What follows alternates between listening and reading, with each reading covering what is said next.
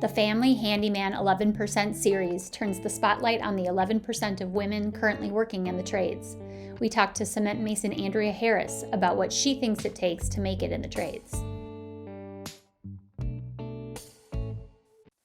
If you're good working with your hands, if you don't have a problem getting dirty, if you are, and what I like to say, on my tools, I draw a heart and a diamond on my tool.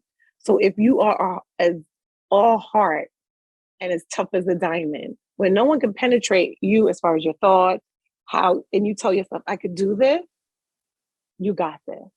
And there are sisters out there who are willing to help you and show you, because you might think that the community, because you don't see that many of us, it's small, but it's really large. A lot of women out there willing to mentor and to teach and to guide you. I have young women who reach out to me through my Instagram page asking me questions about the trades. And I'm happy because I didn't have that, you know?